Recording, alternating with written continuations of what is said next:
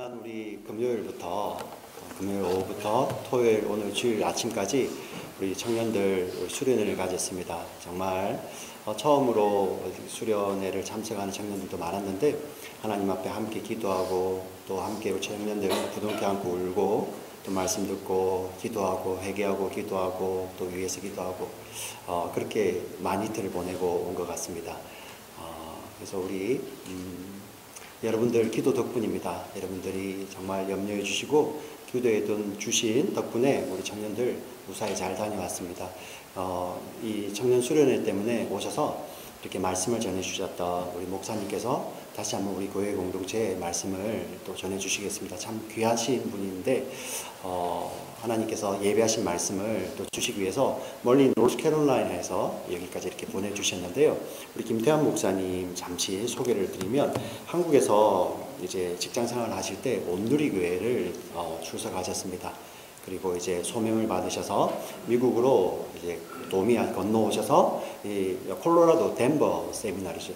덴버 세미나리에서 우리 목회학을 공부하시고 그다음 우리 에모리 대학에서 카운셀링 특별히 우리 가정 사역 쪽으로 이 상담을 공부를 하셨습니다. 지금도 이 가정 사역과 우리 또 청년들을 위해서 많은 또 마음과 열정을 가지시고 하나님 앞에 기도하는 가운데 귀하게 쓰임 받는 정말 주님을 사랑하는 주의 종이십니다. 이 시간에 우리 김태환 목사님 이렇게 오셨는데 나오셔서 우리 크리스찬의 대화와 사역이라는 이 제목의 말씀을 증거하실 때 저와 여러분 다 같이 한 목소리로 한 마음으로 은혜 받으시는 귀한 시간 되시기를 바랍니다. 아멘. 우리 목사님 모시겠습니다.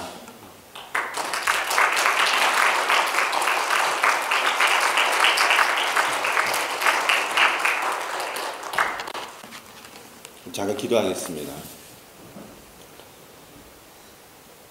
하나님 사랑하시는 이 공동체에 주님 지금까지 에베네셀의 하나님으로 인도하시고 복주시고 은혜 내려주심을 감사합니다. 이 시간 주의 부활하신 이 부활의 아침에 주님 주의 능력 입고자 또 사랑과 은혜를 다시 입고자 소망하면서 함께 모였사오니 성령님 우리 모두에게 각자에 임하여 주옵소서. 주의 사랑을 깨닫고 경험하며 말씀을 우리가 맛있게 먹는 시간이 될 수 있도록 주님 허락하여 주옵소서. 예수 그리스도 이름으로 기도합니다. 반갑습니다. 저는 한 5년 정도는 한인교회를 섬겼습니다. 근데 한 4년 전부터 미국 교회를 섬기고 있습니다. 그래서 영어로 4년 동안 설교를 하고 있습니다. 그래서 우리 성도님들이 얼마나 힘든지 모릅니다.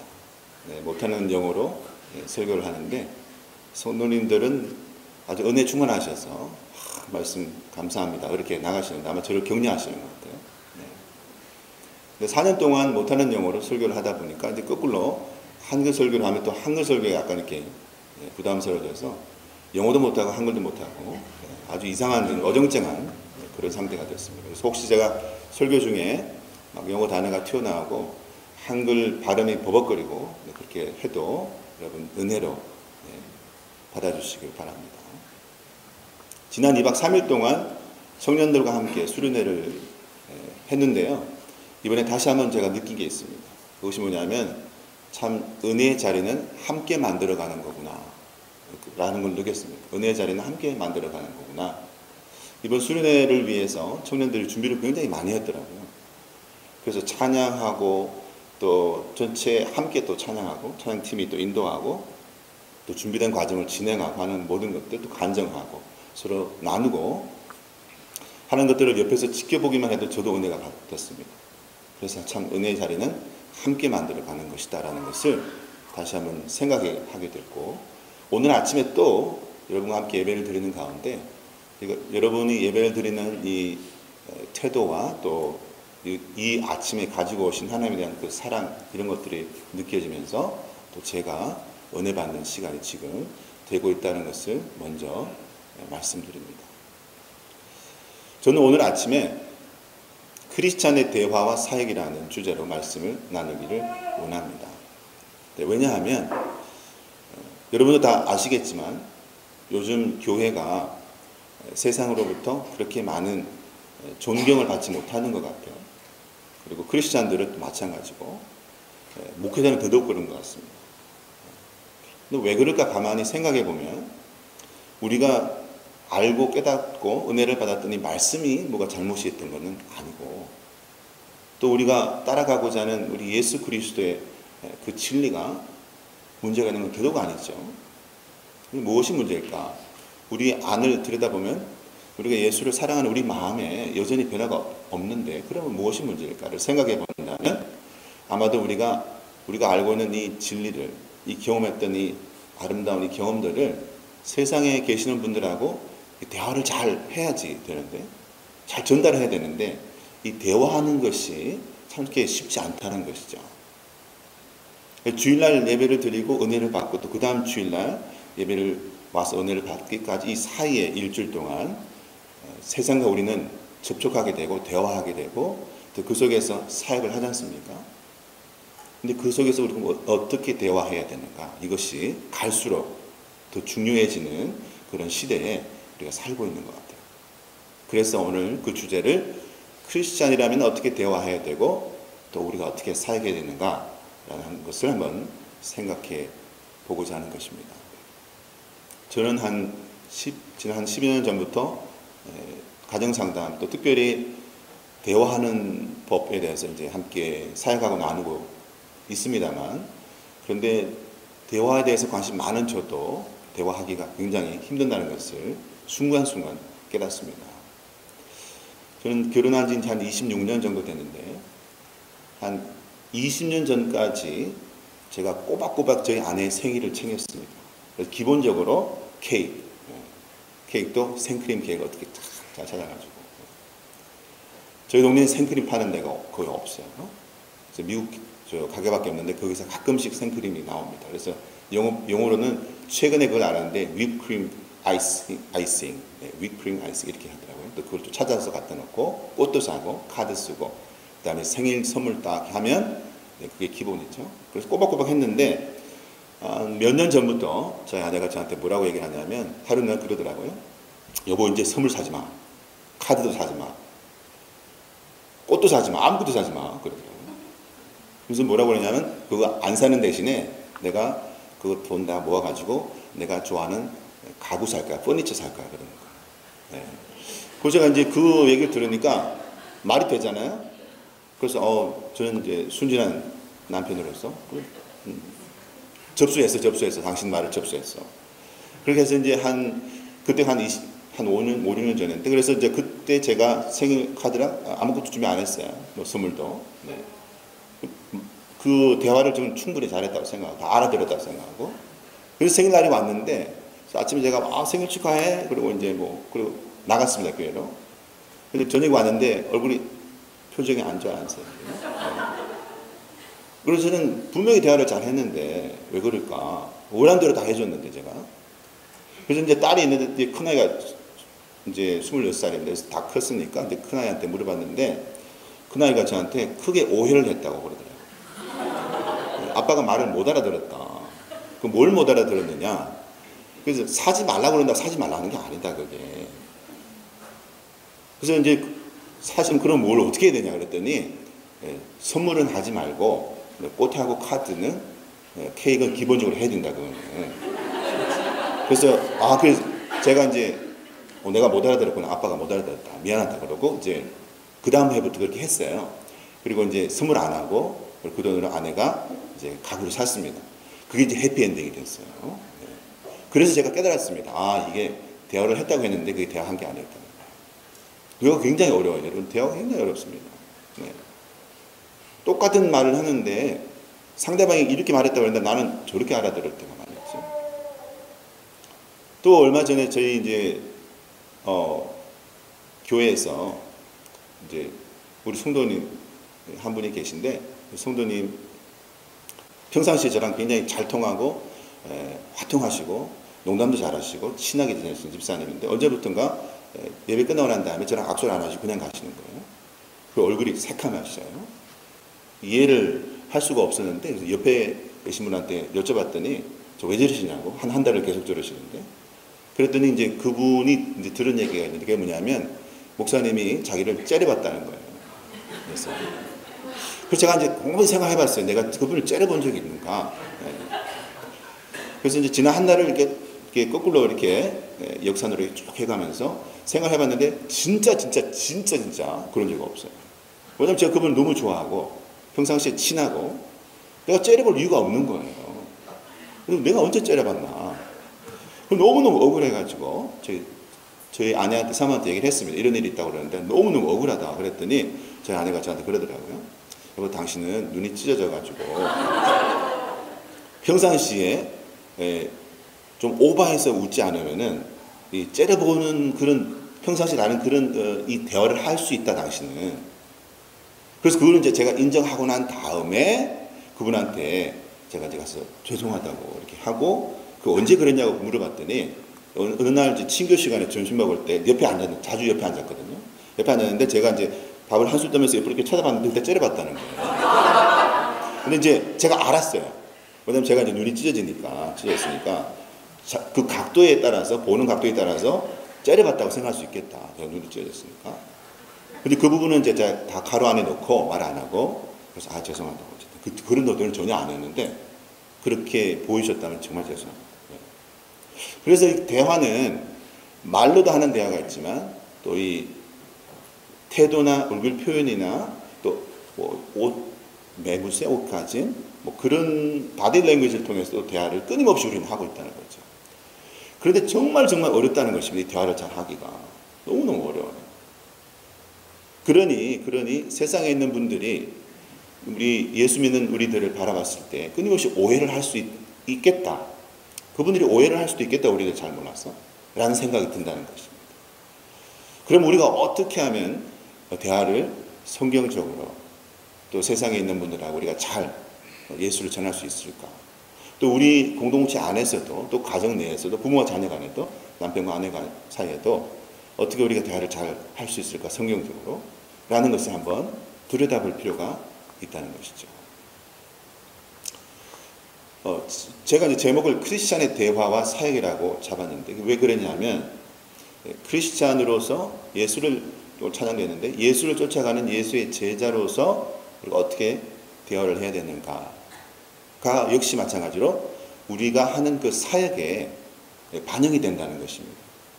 우리가 하는 많은 사역에 대화가 어떻게 보면 7알이나 8알 차지한다고 봐도 가능할 것 같아요. 우리 대화를 통해서 사역하니까. 자, 그러면 먼저 우리가 사역자로서의 크리스찬이 어떤 존재인가를 한번 우리의 정체성을 한번 생각해 볼 필요가 있을 것 같습니다. 여러분 사역이라고 할 때 사역은 하나님의 일을 하는 것이 사역이잖아요.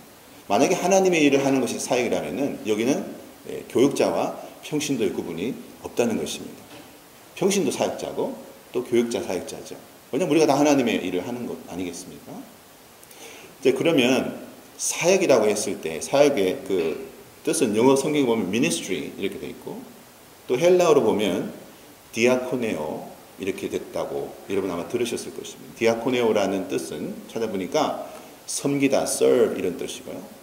또는 바울이 이 사역이라는 단어를 표현할 때 뭐라고 하냐면 둘레오라는 표현을 썼는데 둘레오는 아시다시피 serve as slave, 노예로서, 종으로서 섬기는 것이라고 바울은 설명합니다.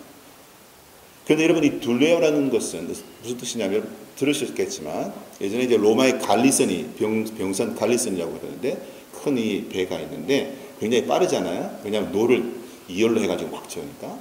근데 그 노 하나하나마다 이 노예들이 붙어가지고 착고를 발에 차고 꼼짝도 못하고 노만 젓는 거예요. 바로 그 노예를 둘로스라고 둘레오를 한다는 것입니다.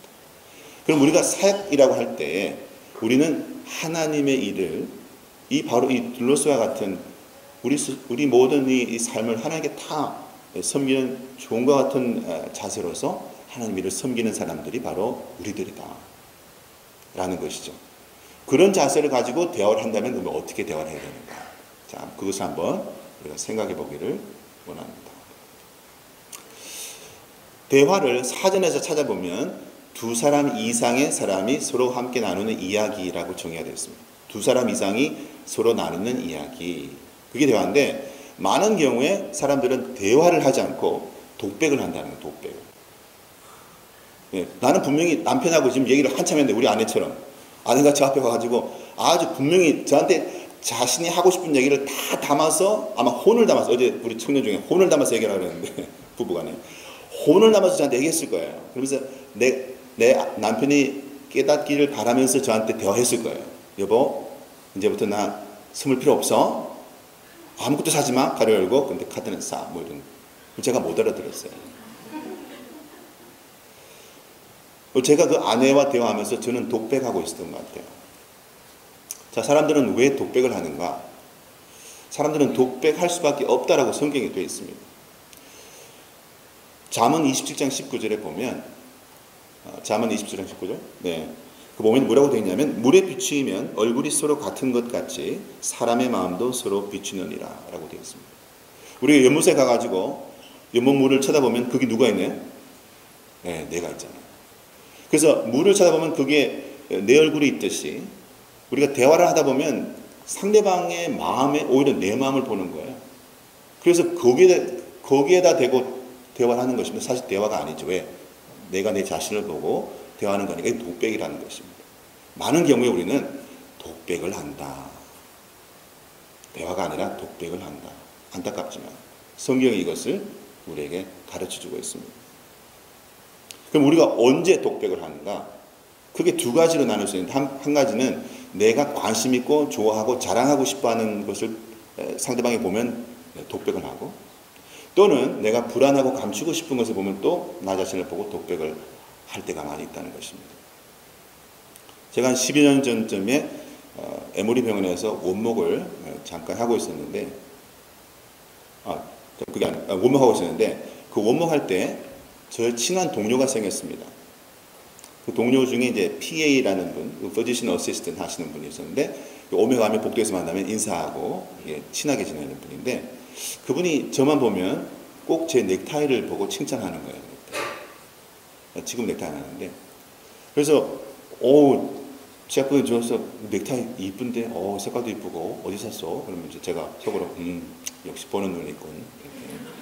내가 좀 감각이 패션 감각이 좀 있긴 하지 이렇게.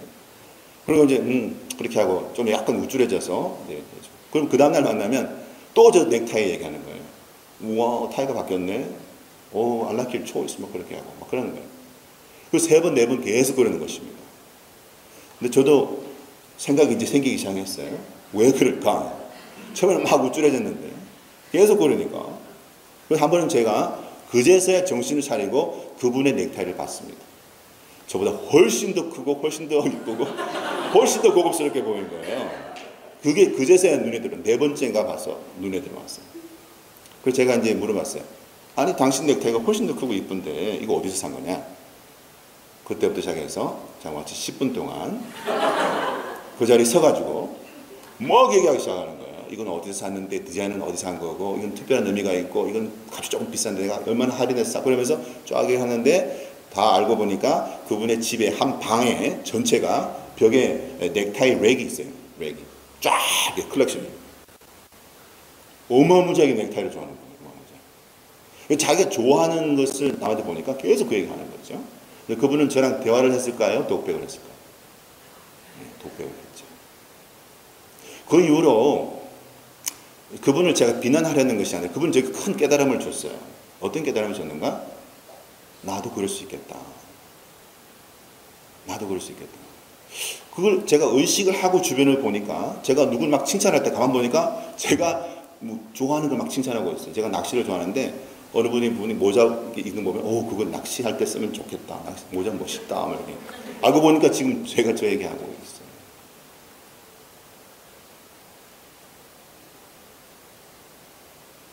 여러분들이 이제 예를 들어서 칭찬을 듣잖아요. 곰곰이 한번 생각해 보세요. 지금 내가 진짜 칭찬을 받는 건가? 내가 진짜 뭐 훌륭한 일을 해서 칭찬을 받는 건가? 아니면 그분이 혹시 본인의 관심사를 얘기하시는 거 아마도 본인의 관심사를 얘기하고 있을 가능성이 많이 있어요. 또 인간은 독백을 합니다. 대화 대신에. 언제냐면 자기가 불안한 것이나 또는 감추고 싶은 것이 다른 사람에게 보일 때 독백을 합니다. 어느 미국 교회에서 목사님이 설교를 하시고 이렇게 나가시면 그 나가시는 그 통로에서 어떤 집사님이 아주 신실하신 집사님, 그리고 신앙생활 잘하신 집사님인데 그분이 이제 목사님 설교 끝나고 나가실 때마다 꼭 코멘트를 한 가지씩 하시는 거예요. 그게 뭐냐면 설교 내용이 아니고 목사님 와이셔츠에 대해서 얘기를 하는 거예요. 어떨 때는 목사님 와이셔츠 주름이 많네, 사모님이 잊으셨나 다림질하는 거 이렇게 얘기하시고, 또 어떨 때는 지금 겨울인데 왜 여름 와이셔츠도 입고 계시지? 와이셔츠가 별로 없나? 뭐 이렇게 얘기하시고 계속 그렇게 코멘트를 하니까 목사님이 염려해 주시는 것 같은 건 좋은데 계속 그러니까 좀 이상하잖아요. 그래서 여성교 회장한테 이제 상의를 했습니다. 이렇게 집사님이 아주 이렇게 잘 숨기신 집사님이 이제 나한테 이런 코멘트를 하는데 이게 자꾸 듣다 보니까 조금 이상한 생각이 드는데 이거 어떻게 했으면 좋겠습니까? 이 여성교회 회장님이 아주 지혜로우신 분인데 뭐라고 말씀하시냐면, 목사님 제 생각인데 아마 목사님 얘기를 하는 게 아니고 본인 지금 약간 걱정하는 부분이 있는데 그 얘기하는 것 같습니다. 이 집사님이 지난 여름부터 블라우스가 하나 가지고 계속 입고 다니셨다고. 네. 그것이 사실은 전혀 문제가 안 되는데 근데 본인은 아마 그것이 조금 부담이 되는 것 같습니다 라고 얘기하시더라고요. 우리는 우리 마음속에 있는 어떤 그 불안한 부분을 자기도 모르게 다른 사람들에게서 보고 독백을 할 수 있다라는 것입니다. 때로는 그 불안한 것이 다른 사람들과 또 역으로 좋은 커넥션을 만들어주는, 또 격려를 하게 되는 그런 도구로 쓰일 때도 있습니다. 물론 독백이긴 하지만. 이건 제가 겪은 일인데 지금 제가 섬기는 교회 그 찬양 팀 전체를 인도하시는 좋은 집사님, 아주 믿음도 좋으시고 훌륭하신 분인데 그분이 저를 만나시면 한 1년에 한 두세 번 정도 그 말씀 하셔요. 근데 무슨 말씀 하시냐면, 감리교 같은 경우는 목사님이 이제 4년에 한 번씩 돌아가면서 이렇게 섬기는 제도가 옛날에 있었거든요. 지금은 아닌데. 제가 이제 4년쯤 됐으니까 그분이 저한테 그러는 거예요. 목사님, 혹시라도 어디 가실 생각 없죠? 그러는 거예요. 그래서 갈 생각 없다고. 그래서 목사님 가시면 안 돼요. 나도 갈 거예요. 그러는 거예요. 그래서 기분이, 여러분, 제가 좋을까요? 나쁠까요? 네, 기분 좋죠. 네, 그렇구나. 내가 좋은 목사님인가? 이렇게. 근데 또 얘기하시는 거예요. 또 그 얘기를. 그 한 두 달 있다가 또 목사님 혹시 어디 갈 생각 없으시죠? 목사님 가시면 나도 갈 거예요. 그래서 맞아. 나 정말 좋은 목사님. 또 얘기하시는 거예요. 근데 조금 이상해지기 시작했어요. 제가. 그래서 왜 이 얘기를 계속 하시나. 이제 이게 저에 관한 게 아닐 수도 있다는 생각하기 시작했어요. 그러다가 마침 이제 저희 아내가 저 없을 때 그 집사님하고 다른 어떤 사회 현장에서 이제 대화를 하다가 그 집사님 가정에 일어나는 일들에 대해서 나누게 됐습니다. 그래서 집사님 아들이 둘이 있는데 큰 아들은 타주에 버지니아 있고 둘째 아들은 여기 이제 의대 다니고 있는데 큰 아들이 이제 지금 아이를 낳았어요. 그 첫 번째로 본 손주, 여러분 할아버지 할머니 계시는데 첫 번째 손주 귀여워요, 안 귀여워요? 얼마나 귀여워요, 그죠? 눈에는 안 아프잖아요. 그 첫 번째 손주를 보러 한 달에 한 번, 두 달에 한 번씩 예배를 이제 빠지실 수밖에 없어요. 너무 머니까. 그래서 이제 저희 아내가 손주 보고 싶죠? 이제 그렇게 한 거예요. 보고 싶죠. 그러면 이제 지금 곧 은퇴하시는데 그곳에 이사 가고 싶은 생각 없으세요? 조금 잘은 모르겠는데 고민을 하고 있어요. 그럼 둘째가 여기 있으니까 여기 계속 있으실 거예요? 그랬더니 둘째가 이제 의대를 졸업하면 그때는 어떻게 될지 모르겠습니다. 그렇게 말씀하셨어요. 그게 이사 가는 것이, 움직이는 것이, 교회를 떠나는 것이 제 얘기였어요? 아니면 그분 얘기였어요? 네, 그분 얘기였어요. 그런데 그것이 저에 대해서 이렇게 커넥션을 만드는 도구가 됐죠. 그러나 중요한 것은 어쨌든 그 출발이 독백에서 출발한다는 것입니다.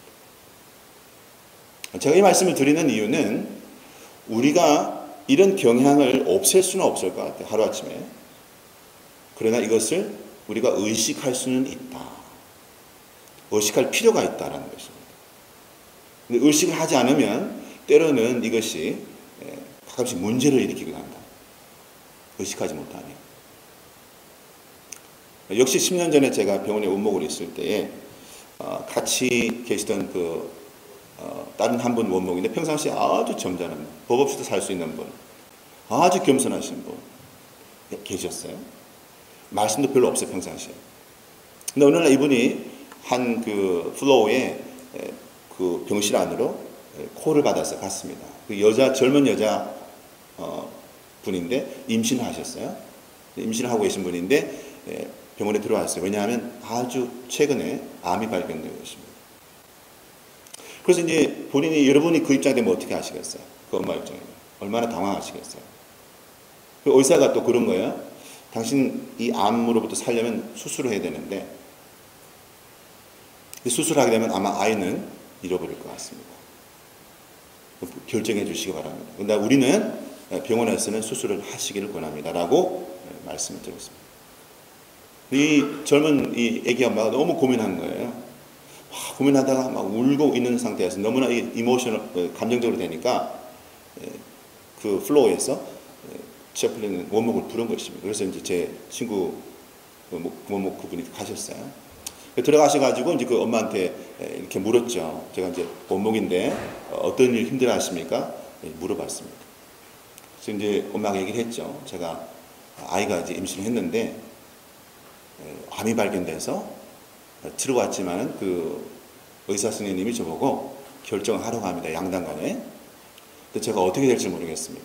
너무 고민이 되는데 아무래도 의사 선생님 말씀을 드려야겠죠. 이렇게 얘기하는 순간 이 착하고 순한 양 같은 제 친구 원목 목사님이 폭발한 거예요.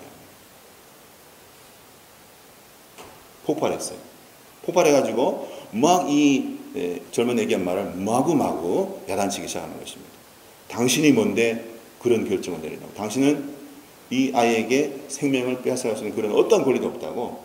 아주 당신은 나쁜 사람이라고 막 화를 내는 거예요. 너무 당황한 거예요, 그 엄마가.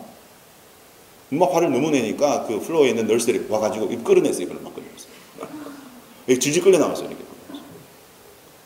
근데 더 놀라운 거는 이분이 저희가 일주일에 한 번씩 모여서 이제 일어났던 일들을 나눈 시간을 가지는데 그분이 이제 끌려 나와서 우리 이제 친구들 앉아 있는데 거기서도 분을 참지 못하고 씩씩거리는 거예요. 아니 그 이렇게 나쁜 엄마가 있을 수 있냐고. 너 나쁜 사람이라고. 그래서 막 여전히 씩씩거리고 있어요. 상식적으로 이해가 안 되잖아요. 우리가 일단 그분을 좀 캄시키고 조금 있다가 우리도 이해가 안 됐지만 한번 물어봤습니다. 그래서 혹시나 그중에 한 분이 물어봤는데 혹시나 당신이 어렸을 때 뭐 아기라든지 또는 어떤 뭐 임신이라든지 그런 데 관련해서 경험이 있습니까? 근데 그분이 조용해지더니 한 1분쯤 있다가 울면서 이야기를 시작했습니다. 한 가지가 기억난다 그러면서. 이분은 7남매 막내로 태어났는데 아주 가난한 집에 태어났다고 합니다. 그럼 도저히 그 엄마가 아이를 더 가질 수 없는 상황인데 이제 임신이 된 거죠. 막내를 임신을 했는데 너무너무 찢어질 대로 가난하니까 이 아이를 도저히 내가 감당할 수 없겠다 싶어서 이 아이를 어떻게 지울 수 없을까 생각하면서 창문에서 뛰어내리기도 하고 엄마가 여러 가지 애를 썼다고 합니다. 그런데 아이가 건강하게 태어났습니다. 그러고 난 다음에 엄마가 뭐라고 그랬냐면 이 사람이 자라나면서 뭐라고 얘기를 했냐면 너를 내가 안 낳았다면 어떻게 될 뻔했는데 이렇게 착하고 이쁜들. 여러분 제가 이 말씀을 나눈 이유는 그 엄마가 그런 생각을 하고 아이를 지우려고 하고 이런 것들이 어떻게 좋다 나쁘다 그런 판단하려고 하는 것이 아닙니다. 그 누구도 판단할 수 없습니다. 그런 거는. 누가 그 상황을 다 알면 누가 그 엄마의 마음을 알 수 있으며 누가 판단할 수 있겠습니까? 그것은 우리가 판단할 수 있는 건 아닌 것 같아요. 그 말씀을 드리는 것이 아니라 어릴 때 그 얘기를 계속 들었던 저희 친구 그 목사님 마음 안에 너무 상처가 됐던 거예요. 상처가 됐는데 엄마는 너무 사랑하고 그러니까 이것을 표현을 못하다가 꼭 눌려져 있다가 저 무의식 속에 그것을 연상시키는 어떤 사람 만났을 때 폭발한 것입니다. 이것은 대화가 아니죠. 그리고 더더군다나 사역이 될 수가 없었어요. 그분은 사역이 될 수가 없었어요. 그 여자분한테. 왜? 내가 독백했기 때문에. 여러분 때로 우리가 이것을 인식하지 못하는 것은 큰 문제를 낳을 수도 있다. 어쩌면 우리가 이렇게 그것을 인식하지 못하고 세상에 나가서 우리는 좋은 의도를 가지고 나갔지만 우리가 대화를 하지 못하고 내가 두려워하는 마음 또는 내가 가졌던 옛날에 무의식 속에 있던 그런 상처들 때문에 독백하게 된다면 우리는 우리가 원하지 않았지만 사역에 실패할 수 있다는 것이죠. 그래서 크리스찬으로서 온전한 대화와 온전한 사역하는 것은 굉장히 중요하다는 것입니다. 자, 이렇게 말씀드리면 갑자기 무거워지고 어떻게 해야 될까? 다시 한번 말씀드리지만 제가 이 말씀을 나누는 이유는 우리의 이러한 어떤 독백을 하게끔 만드는 우리의 불안한 성경들이 하나님이 다 해결돼야 된다, 그런 말씀을 드리는 것이 아니라, 그런 것이 전혀 아닙니다. 그런 것이 전혀 아니라 우리가 이러한 독백을 할 수 있다라는 것을 우리가 인식하기만 하면 그것만으로도 하나님의 은혜가 임해서 하나님은 원하시는 사역을 반드시 하시는 줄로 믿으시기 바랍니다. 그럼 우리가 어떻게 대화를 임해야 될까? 항상 이렇게 제가 권해드리고 싶은 것은, 대화를 할 때 또는 사역에 임할 때 새 스토리가 항상 있을 수 있다는 것을 머릿속에 항상 인식하면 좋겠습니다. 내가 대화를 할 때, 내가 사역을 할 때 내가 내 속에 있는 부분이 항상 지금 여기 작용하고 있다는 것, 내 스토리, my story. 거기 분명히 있습니다. 여러분, 분명히 있습니다. 그 다음에 이 사람이 진짜로 필요한 이 사람의 스토리. 예를 들어서 아까 그 여자 그 환자, 그 젊은 엄마 같은 경우, 그 엄마의 니드가 또 여기 있지만 그분의 스토리만큼 있죠. 그리고 또 그 위에 전체를 총괄하고 계시는 하나님이 말씀하시고 싶어하고 하나님이 이끌어 가시고 싶어하는 하나님의 스토리가 또 있어요. 세 가지가 항상 존재한다는 것입니다. 우리가 대화를 할 때 항상 세 가지가 같이 돌아갑니다. 라는 것을 꼭 의식을 하고 대화에 임하시기를 진심으로 축복합니다.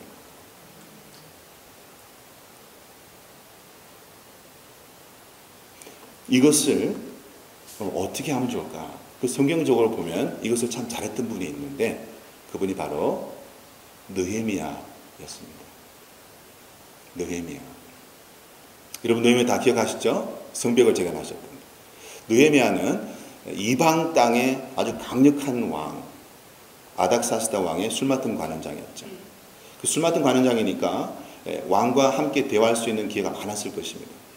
그런데 이분은 어떻게 대화를 했는지 모르겠는데 왕의 총애를 받았고, 그 나중에 여러분 다 기억하시면 왕이 먼저 얼굴에 수심이 가득한데 뭐 도와줄까?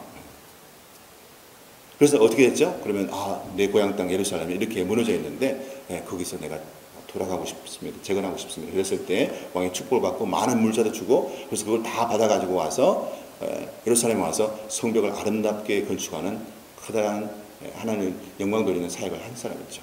사역에도 성공하고 대화에 성공하신 분이에요. 근데 그분이 어떻게 대화를 했느냐 하면, 여러분 한번 그 입장에 대보세요.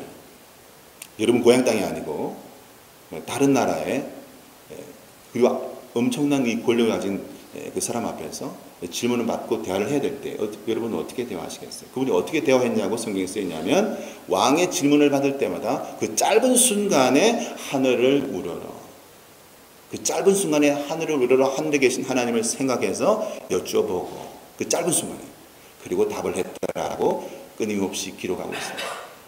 여러분, 대화하기 전에 그 짧은 순간, 0.1초의 순간 하늘을 우러러 하늘에 계신 이 하나님 아버지의 이 스토리가 지금 내가 대화하고 있는 이 순간, 지금 내가 사역하고 있는 이 순간 무엇을 원하시는가를 그 짧은 순간에 여쭤볼 수 있기를 축복합니다. 굉장히 중요하다는 것입니다. 그러면 어떤 일이 벌어지냐면, 내 이슈들이 인식되고 다 당장 해결되지는 않지만, 그래서 하나님의 스토리에 내가 비추어 봤을 때 필요하다면 내가 나를 겸손하게 내 이슈들을 내려놓을 수 있다는 것입니다. 그래서 하나님의 뜻 뒤로 감춰질 수 있다. 그래서 하나님의 뜻이 그 사역에 온전히 전달될 수 있다는 것입니다. 그것이 바로 오늘 우리가 읽은 골로새서 본문이 말씀하는 내용입니다. 골로새서 3장 1절에 보면 이렇게 되어 있잖아요.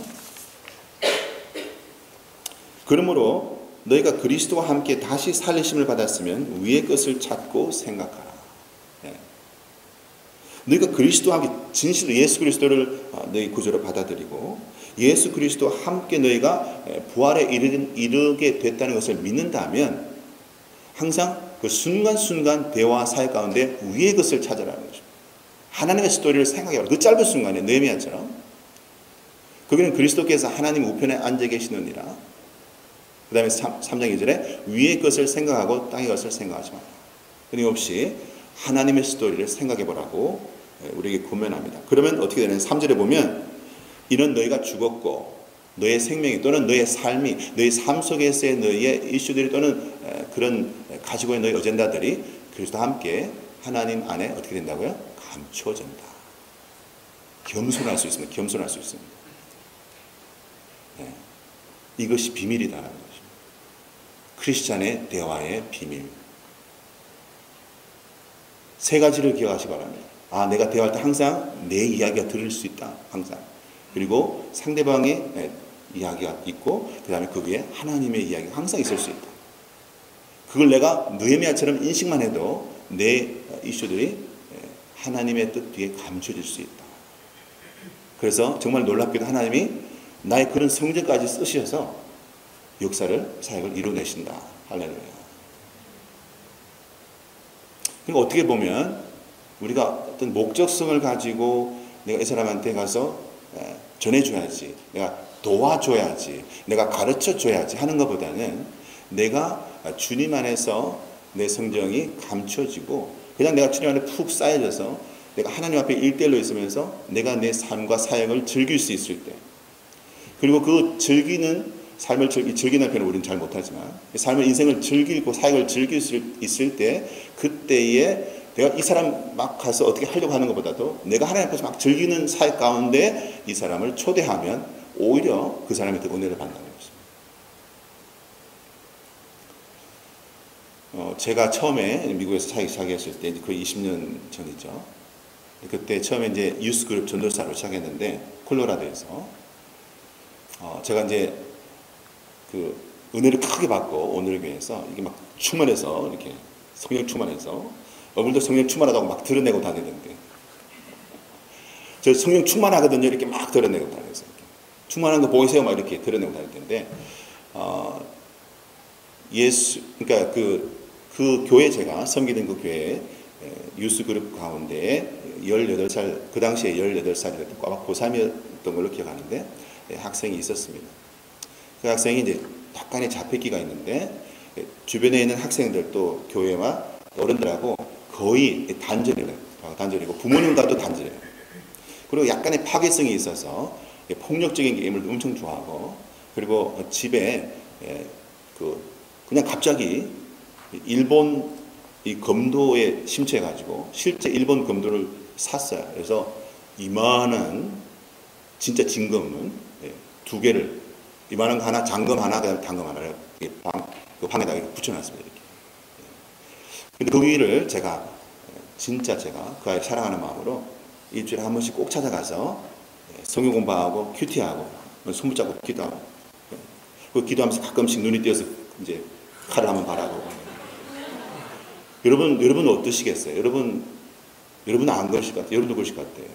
저는 아주 성령 충만한 전도사였는데 저도 성령 충만한 가운데 가서 정말 사랑하는 마음으로 손을 붙잡고 기도하는데 진짜 저도 모르게 눈이 떠서 한번 봐요. 진짜로. 저도 모르게 눈이 뜨졌어요. 왜냐면 애가 폭력적일 수 있다는 것도 알고 부모님도 감당이 안 되니까 언제 애가 벌떡 일어나서 저 건물 잡고 난 뛰쳐나가야지 이런 생각을 하고 있었어요. 그런데도 신기하게 거의 매주 안 빠지고 제가 찾아가서 그 친구랑 제가 1대1 사역을 했습니다. 1년, 아마 거의 1년 넘게 한 것 같아요. 탁 하고, 그리고 난 다음에 이제 졸업하고 제가 이제 아틀란타로 내려왔는데 한 5년인가 6년쯤 있다가 제가 콜로라도를 다시 방문할 기회가 있어서 다시 방문했습니다. 근데 그 어머니랑 연결이 돼서 어머니가 저에게 밥을 사고 싶다는 거예요. 목사님 그때 예전에 저희 아이 전도사 시절에 너무너무 사랑 많이 해주셔서 진짜 감사합니다. 밥을 꼭 사고 싶습니다. 그래서 만났는데 이제 그 아이가 아이는 말을 잘 안 하니까 엄마가 대신 말을 하는데 아이가 전도사님이 그때 사랑을 많이 베풀어 주셨는데 그중에 중에서도 특별하게 한 가지를 지금까지 기억하면서 계속 말을 하고 있어요. 너무너무 감사하다고. 그래서 제가 속으로 그랬죠. 알긴 아는구나. 내가 진짜 신경 많이 썼는데 진짜 알긴 아는구나. 그래서 저는 이제 어떤 생각을 했냐면 무엇이 제일 고마웠을까? 내가 이제 옛날 생각 나는 거죠. 매주 가가지고 손잡고 큐티 안 되는 거 막 큐티 가르치고 디스트랙션 되니까 주의가 분산되니까 그걸 시간을 이렇게 딱 주위로 몰아가지고 하기 되게 힘들었어요. 중간중간에 저도 디스트랙션 됐어요. 일본군도. 저도 디스트랙션 되고 그 아이도 이제 디스트랙션 되고 서로 정신이 없는 거예요. 이렇게 막 이렇게 기도하다가 그런데 저도 막 벌벌 떨면서 어떻게 했어요. 저는 그 생각이 났죠. 그래서 이제 그거를 얘가 기억하는구나. 그래서 그걸 이제 진짜 고맙다고 생각하는구나. 그래 빨리 말해봐. 내가 지금 기분 좋을 것 같아. 빨리 말해. 이렇게 속으로 그렇게 하고 있었어요. 근데 그 어머니가 전혀 엉뚱한 얘기를 하시는 거예요. 전혀 엉뚱한 상상을 못했던 얘기. 그 뭐가 제일 감사했는가라고 이 아이가 지금도 얘기한대요. 지금도. 그게 뭐냐면 어느 날 그냥 제가 그냥 아무 생각 없이 뜬금없이 그냥 제가 평상시에 제가 낚시를 굉장히 좋아하는데 덴버에서 한 2시간 반 서쪽으로 가면 콜로라도 그 로키 산맥의 한 꼭대기에 12,000피트 그 꼭대기에 호수가 있어요. 사람들이 잘 안 가는 아주 멋진 호수가 있습니다. 2시간 반을 차를 몰고 가는 거예요. 여러분 낚시에 미친 거거든요. 너무 제가 좋아하는 거예요. 그래서 이제 특별히 중간고사 끝나고 기말고사 끝나면 스트레스가 이만큼 돼 있으면 그냥 가는 거예요. 2시간 반이 하나도 안 길어요. 가는 거예요. 거기서 낚시하는 걸 제가 너무 좋아하는데 아무도 안 오거든요. 하나님하고 저하고 하나님 만드신 자연하고 그밖에 없어요. 너무너무 좋아요. 근데 이상하게 어느 날 갑자기 이 아이를 데리고 가고 싶은 거예요. 뭔지 모르겠어요. 그냥 걔를 한번 데려갔어요. 데려가서 뭐 했을까요? 저는 낚시했죠. 저는 계속 낚시했어요. 낚시하고. 제가 이제 가끔씩 하도 답답하니까 저한테 와서 전도사님 이거 미끼 빠졌어요. 미끼 껴주세요. 미끼 껴주고. 그런데 그냥 낚시해요. 그래서 저는 이제 전 낚시하고 얘는 낚시하고. 그리고 왔어요. 그게 다예요. 저는 진짜 아무것도 안 했어요. 낚시했어요. 제가 신나는 제 낚시했어요. 재밌지? 재밌는 잘 모르겠지만 재밌지 그럼. 가끔씩 이렇게. 그게 다인데 그 아이가 제가 떠나고 난 다음에 수년 동안 지금까지 그때를 못 잊자는 거예요. 그때 목사님 옆에서 보니까 전도사님 옆에서 보니까 너무 행복하더래요. 그리고 그 행복하게 막 낚시하는 그때에 전도사님 옆에 자기도 같이 낚시하는 게 너무 좋았대요. 그리고 그 자리에 자기를 초대해줘서 진짜 감사했답니다.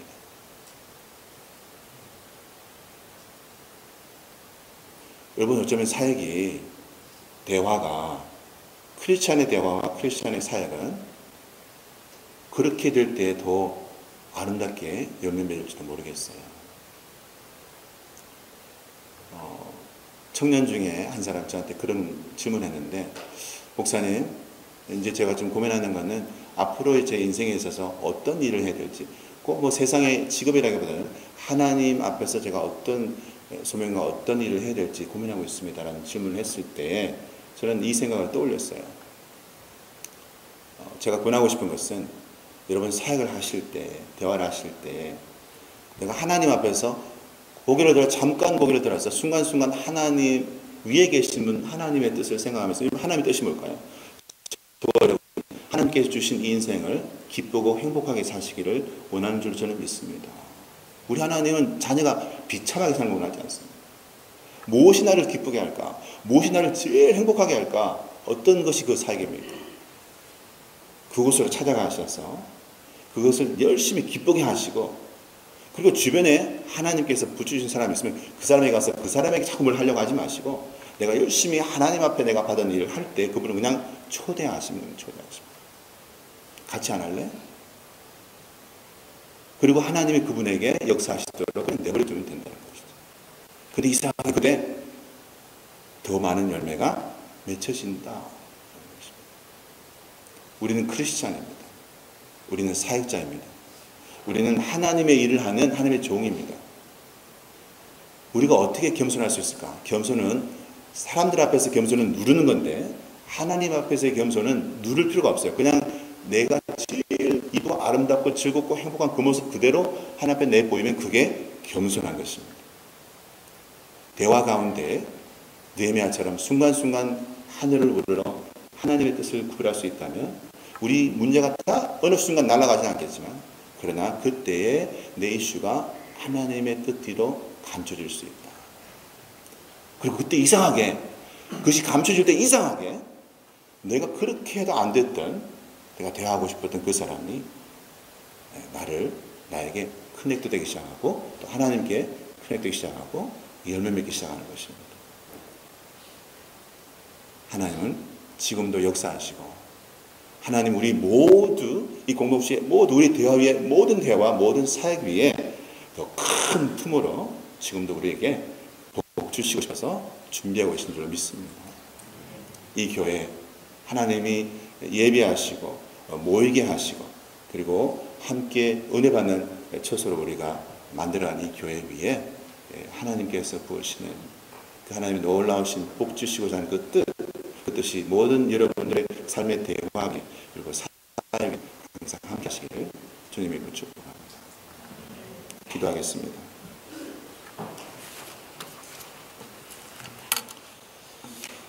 아버지여, 우리의 대화 가운데 때로는 대화하지 못하고 독백하며 나 스스로에게 돌아오는 모습을 발견한 것을 고백합니다. 우리가 이것들을 단순간에 해결할 수는 없겠지만 주여 매 순간순간 대화할 때 사용할 때 잠깐 고개를 들어 느헤미야처럼 하늘의 뜻을 생각하게 하시는 기도하게 하여 주옵소서. 우리가 사역을 하는데 억지로 하지 않게 하시고 누구와 대화하는 목적성을 갖고 하지 않게 하시고 우리는 오히려 주님 앞에서 내게 주신 가장 행복하고 기쁜 사역, 가장 행복하고 기쁜 삶을 살면서 주변에 있는 분들 그냥 자연스럽게 초대하기만 하면 주님이 모든 열매를 맺게 하실 줄로 믿습니다. 주님이 이곳에 부르시고 지으신 이 귀한 공동체 늘 서로 사랑에 대화하게 하시고 주님 우리 모든 가정 가운데 아내와 남편이 부모와 자녀들이 가족 가운데 서로를 위하고 사랑하는 아름다운 대화를 할 수 있도록 도와 주옵소서. 세우신 우리 목사님 늘 강건케 하시며 이 목사님의 말씀과 그리고 기도 가운데 하나님 늘 위의 것을 생각하는 귀한 목사님 그 마음을 성령하는 하나님께서 그를 통하여서 이곳에 아름다운 열매가 많이 맺히도록 복내려 주실 것을 믿습니다.